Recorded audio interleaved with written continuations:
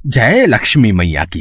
बस आप मेरे भंडार इसी तरह भरती रही, मैं आपको देसी घी के तो नहीं पर डालडे घी के लड्डू का भोग लगाता रहूंगा। ओ बंसी, इधर आ। आज तू ये एक की जगह 2 लड्डू कैसे ले आया है? तुझे पता है ना महंगाई कितनी बढ़ गई है। डालडे घी का एक लड्डू 5 रुपए का आता है, 5 रुपए का। हाँ, जिसे मैं 2 दिन में आधा आधा भोग लगाता हूँ। आज 2 लड्डू किस खुशी में लाया है? मालिक, वो आज हलवाई के पास छुट्टे पैसे नहीं थे, इसलिए उसने मुझे 10 रुपए के 2 लड्डू दे दिए। अच्छा तो ये बात है, हैं? अब एक काम कर, तेरी इस महीने की तनख्वाह में से 5 रुपए काट कर दूंगा मैं। हैं? मैंने तो तेरे से ये 2 लड्डू नहीं मंगवाए थे, तू खुद लाया है। अब इसकी सजा भी तू ही भुगत, ठीक है? पर मालिक। भैया जी, मेरी मदद कर दो। मेरा बच्चा बहुत बीमार है, उसकी दवाई के लिए मेरे पास पैसे नहीं हैं। मैं बहुत गरीब हूँ भैया, तुम्हारा बहुत उपकार होगा।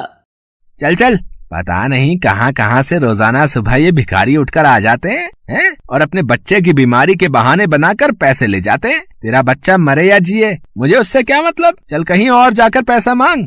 मैंने यहाँ कोई दान पुण्य करने की धर्मशाला नहीं खोल रखी है। हाँ तो मैं कहाँ था? हाँ, लक्ष्मी माँ को लड्डू का भोग लगा रहा था। अरे ये लड्डू तो जमीन पर गिर गया लगता है।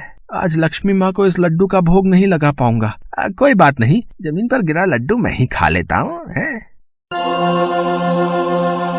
ये साहूकार बहुत निर्दयी है। मैं इसके यहाँ कदापि नहीं रहूंगी। मैं यहाँ से चली जाऊंगी। हाँ, मुझे यहाँ से जाना ही होगा। साहूकार का ऐसा निर्दयी और कठोर व्यवहार देखकर देवी लक्ष्मी उससे नाराज हो जाती हैं और वहाँ से क्रोधित होकर चली जाती हैं। देवी लक्ष्मी एक साधारण बूढ़ी स्त्री के रूप में पैदल मार्ग पर चली जा रही थी। तभी उन्हें वहाँ पर बैठा हुआ एक नाव वाला मिला। सुनो भैया, क्या तुम मुझे नदी पार करवा सकते हो? मुझे अपने स्थान पर शीघ्र वापस लौटना है, पर मेरे पास तुम्हें देने के लिए कोई धनराशि नहीं है। कोई बात नहीं, आप मुझे धनराशि बाद में दे जाना, मैं आपको नदी पार करवा देता हूँ। वैसे आप रहती कहाँ हो? मैं वो नदी पार पहाड़ों पर रहती हूँ। आज सुबह से नाव की एक भी सवारी नहीं मिली। रघु की फीस भरना बहुत मुश्किल है। अरे ये क्या, इनके हाथों के स्पर्श से नदी में कमल खिल उठे हैं। नाव वाला ये देखकर हैरान रह जाता है कि बूढ़ी स्त्री के हाथों के स्पर्श से नदी के जल में कमल खिलाए हैं। देवी लक्ष्मी नाव वाले के मन की व्यथा को सुन लेती हैं और वो उससे प्रश्न करती हैं। मुझे इस मनुष्य पर अपनी कृपा बरसानी होगी। ये मनुष्य गरीब और दुखी होकर भी दयालु है। बेटा, तुम बहुत उदास दिखाई देते हो। अपने मन की व्यथा मुझसे कहो। मैं बहुत गरीब हूँ, परिवार का गुजारा बहुत मुश्किल से कर पाता हूँ। मेरे परिवार में पत्नी और एक बेटा है। आज सुबह से ही सवारी की तलाश कर रहा था पर कोई भी सवारी नहीं मिली। मुझे अपने बेटे की स्कूल की फीस जमा करनी है, पर समझ में नहीं आ रहा कि मैं इतने पैसे कहाँ से लाऊं। तुम्हें परेशान होने की कोई आवश्यकता नहीं है। व्यक्ति के अच्छे कर्म ही उसका साथ देते हैं। सदैव अच्छे कर्म करना, जिससे तुम्हारे दुख दूर हो जाएंगे। नदी का किनारा आ गया है, अब आप आराम से उतर जाओ माँ। तुम्हारा बहुत बहुत शुक्रिया बेटा, अब मैं चलती हूँ। ये क्या, नाव के जिस हिस्से पर ये बैठी थी वो तो सोने का हो गया, और नाव में ये जिस जगह पर अपने पांव धरकर उतरी हैं वो हिस्सा सोने का बन गया है। ये कोई साधारण स्त्री नहीं, ये तो कोई देवी है। हे देवी मैया, मुझसे भूल हो गई, मैं आपको पहचान नहीं पाया। साक्षात देवी मैया मेरी नाव में बैठी थी। लक्ष्मी मैया, आपने मुझे दर्शन देकर मेरे जीवन को सफल बना दिया। पुत्र, तुमने मुझे मनुष्य रूप में निस्वार्थ भावना से नदी पार करवाई। तुम बहुत नेक दिल हो, और जो मनुष्य दूसरों की सहायता के लिए मददगार होते हैं उन पर मेरी कृपा हमेशा बनी रहती है। तुम मेरी परीक्षा में सफल हुए हो पुत्र। दयालु मनुष्य सदैव ईश्वर को प्रिय होते हैं। कपटी और कंजूस मनुष्यों के घर मेरा वास कभी नहीं रहता। मांगो पुत्र, तुम्हारी जो भी इच्छा है मांगो। भैया, मुझे बस इतनी शक्ति देना कि मैं मेहनत करके अपने परिवार का पालन पोषण करता रहूं, और आपका आशीर्वाद सदैव मेरे परिवार पर बना रहे मैया। मैं तुम्हें आशीर्वाद देती हूँ। तुम्हारे घर में सदैव धन धान्य वैभव और शांति का वास रहेगा। देवी लक्ष्मी की कृपा से नाव वाले गणपत की गरीबी के दिन दूर हो जाते हैं। और उसकी जिंदगी खुशियों से भर जाती है। नाव वाले गणपत को उसकी नेकी का फल देकर देवी लक्ष्मी अपने धाम लौट जाती है।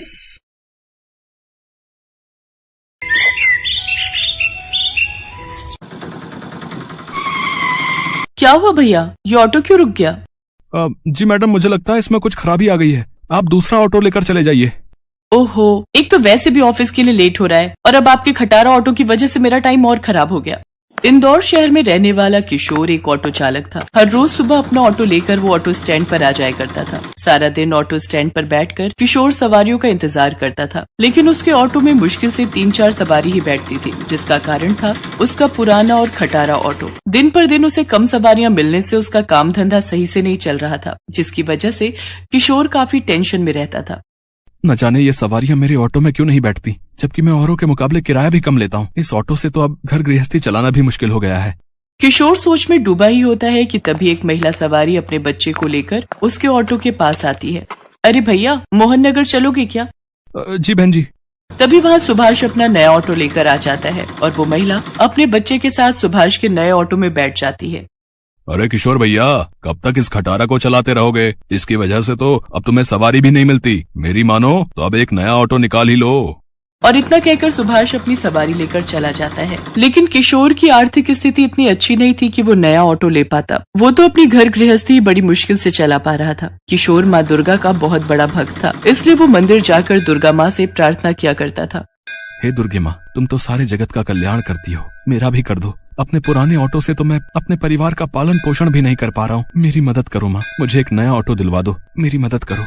दिन भर की मेहनत से किशोर जितना भी कमा पाता उसमें से 10 रुपए का प्रसाद वो अपने घर जरूर ले जाता। ये उसका रोज का नियम था। किशोर की पत्नी भी माँ दुर्गा की परम भक्त थी। दोनों मिलकर हर शाम दुर्गा माँ की पूजा किया करते थे और उस प्रसाद से माँ को भोग लगाते।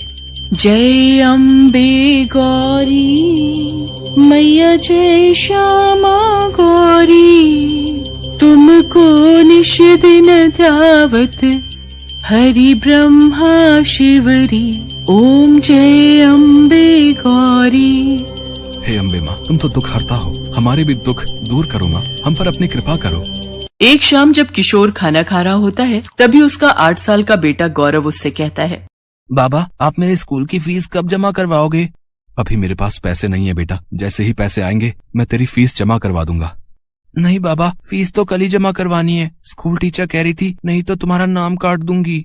गौरव की बात सुनकर किशोर चिंता में पड़ जाता है। अगले दिन सुबह जब किशोर अपना ऑटो साफ कर रहा होता है, तभी ममता उससे कहती है, सुनो जी, 3 दिन बाद नवरात्रि शुरू होने वाले हैं और मेरी इच्छा है कि मैं कंजक का पूजन अपने घर में करूं, कन्याओं को भोग लगाऊं और पूरी श्रद्धा से माता रानी की पूजा अर्चना करूं। क्या पता इस साल माता रानी हमसे प्रसन्न हो जाए और हमारे कष्ट दूर कर दे। बात तो तुम बिल्कुल ठीक कह रही हो ममता, लेकिन तुम तो जानती हो कि मेरा काम मंदा पड़ा हुआ है और नवरात्रि मनाने में कितना खर्चा आएगा। देखो जी, खर्चे की बिल्कुल भी आप चिंता मत करो। हमारी शादी पर जो सोने की अंगूठी आपने मुझे दी थी, उसी को बेचकर हम नवरात्रि पूजन कर लेंगे। ठीक है ममता, दुर्गा माँ की उपासना करने के लिए जो तुम्हें सही लगे वो तुम कर लो।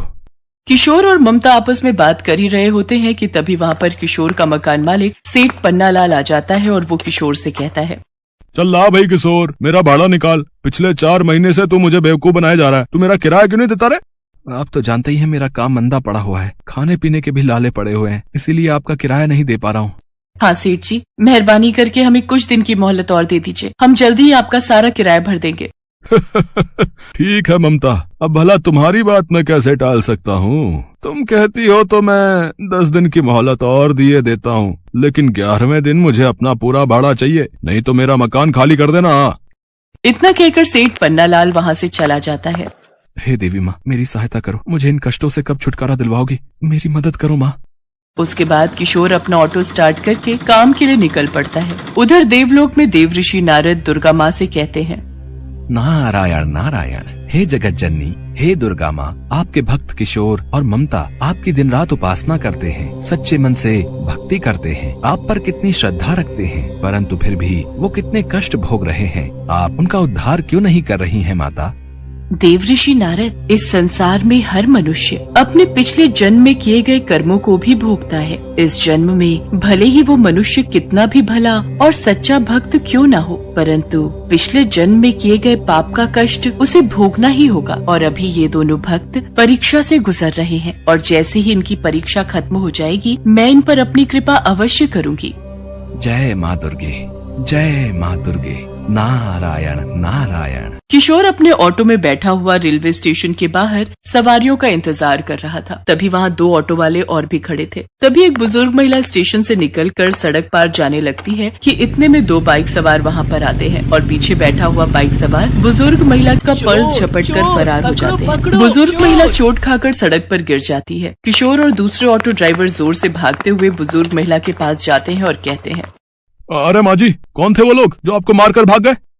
हाय रे, मार दिया। चोर उचक्के ही होंगे बेटा, और कौन हो सकता है। तभी तो वो मेरा पर्स छीन कर ले गए हैं। आपको कहाँ जाना माता जी? आइए, मैं आपको अपने ऑटो में छोड़ देता हूँ। मुझे तो दुर्गा माँ के बड़े मंदिर में जाना था बेटा, पर अब तो मेरे पास पैसे भी नहीं है। क्या तुम मुझे मुफ्त में वहाँ छोड़ दोगे? मुफ्त में? आप कैसी बातें कर रही माता जी? हम मुफ्त सेवा करने के लिए थोड़ी ना ऑटो चलाते हैं। अरे भाई चलो यहाँ से, ये तो मुफ्त खोर सवारी है। तभी दोनों ऑटो ड्राइवर वहाँ से चले जाते हैं। किशोर बुजुर्ग महिला को सड़क से उठाकर उससे कहता है, आइए माता जी, मैं आपको अपने ऑटो में दुर्गा माँ के मंदिर छोड़ देता हूँ। पर बेटा, मेरे पास तो पैसे ही नहीं है। कोई बात नहीं माता जी, मैं आपको बिना किराए के ही बड़े मंदिर पहुँचा दूंगा। सच बेटा, तुम मुझे बिना किराए के ही छोड़ कर आओगे तो इससे तुम्हारा नुकसान नहीं होगा? अरे नहीं माता जी, मेरा कोई नुकसान नहीं होगा। आप तो मेरी माँ के समान हैं और आपकी मदद करने में मुझे खुशी होगी। अपना हाथ दीजिए माँ जी और चलिए मेरे साथ। किशोर बुजुर्ग महिला को अपने ऑटो में बिठाकर दुर्गे माँ के बड़े मंदिर की ओर निकल पड़ता है और थोड़ी ही देर में मंदिर पहुँचा देता है। लो माँ जी, दुर्गा माँ का मंदिर आ गया। जुग जुग जियो बेटा, सदा खुश रहो। माता रानी तुम्हारी हर मनोकामना पूरी करे। और तभी एक चमत्कार होता है। वो बुजुर्ग महिला दुर्गा माँ के अवतार में आ जाती है और किशोर से कहती है, किशोर, तुम अपनी परीक्षा में सफल हुए पुत्र। मैं तुम दोनों पति पत्नी की भक्ति से अत्यंत प्रसन्न हूँ। तुम इसी तरह पुण्य कर्म करते रहना। आज के बाद तुम लोगों के सारे कष्ट दूर हो जाएंगे और मेरा आशीर्वाद सदैव तुम लोगों पर बना रहेगा। हे माँ दुर्गा, आपने तो अपने दर्शन देकर आज मेरा जीवन धन्य कर दिया माँ। जय माँ दुर्गे, आपकी सदैव जय हो माँ। किशोर को आशीर्वाद देकर माँ दुर्गा अंतर्ध्यान हो जाती हैं। इसके बाद किशोर वापस अपने ऑटो की ओर जाता है तो देखता है कि ऑटो की पीछे वाली सीट पर एक बड़ा सा बैग रखा होता है। जैसे ही वो उस बैग को खोलता है तो उसमें ढेर सारे सोने के गहने होते हैं। किशोर समझ जाता है कि ये गहने माता रानी ही उसकी मदद के लिए छोड़ कर गई है। हे दुर्गे माँ, आपने तो एक बार में मेरे ऑटो में बैठते ही मुझे माला माल कर दिया। आप धन्य हो। जय माँ दुर्गे, जय माँ दुर्गे। इसके बाद किशोर और ममता के सारे दुख सुख में बदल जाते हैं। किशोर अपना नया घर खरीद लेता है और 4 नए ऑटो भी निकलवा लेता है, जिसमें से एक ऑटो वो खुद चलाता है और बाकी 3 किराए पर दे देता है। अब उसके ऑटो में खूब सवारियां बैठने लगी थी और वो बहुत अच्छी कमाई कर